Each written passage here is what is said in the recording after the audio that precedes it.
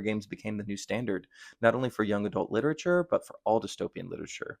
Believing such claims invariably leads to disappointment, so I didn't expect to be blown away. I simply expected The Hunger Games to be a good piece of fast paced YA pulp.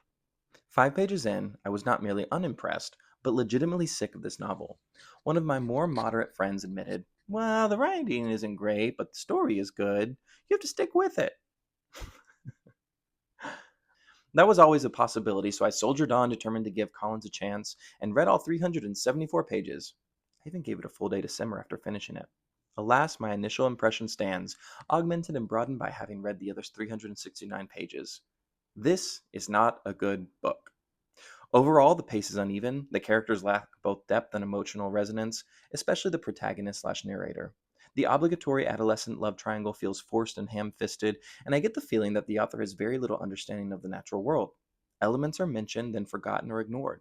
For instance, there are apparently numerous predatory animals in the arena, but none of the combatants ever face them, except the mutated ones at the end, which are unleashed specifically for the climax, and the normal predators are only ever seen at the scene with the fire. I'm told by reliable sources that the series gets better with later books, but I don't think that's the risk I'm willing to take after this one. The first book should suck you in. This one spat me out. For what it's worth, though, it looks like they've made a genuinely compelling film out of this mediocre book. Top Galena says, "For me, it's always the way everyone puts this book on a pedestal and tears Divergent down, while I love Divergent with all my heart.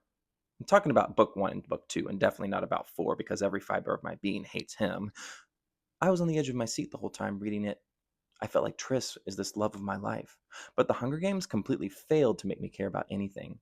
I literally suffered through it, and if it wasn't this famous, I would have DNF'd it halfway through.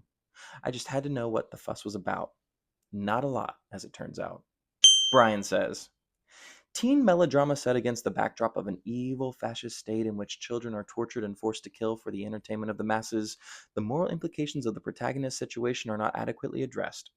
The author lets Katniss off too easy, being too afraid of making her hero unsympathetic or showing the real emotional trauma and deep psychological scars she would have suffered. Perhaps she does this in the later books, but I have no interest in reading them. After the murder, killing, and torture all comes down to teen love, blah." Collins creates a very, very dark world and doesn't have the courage to deal with its consequences. You don't set a story in Auschwitz and then make it all about the boys.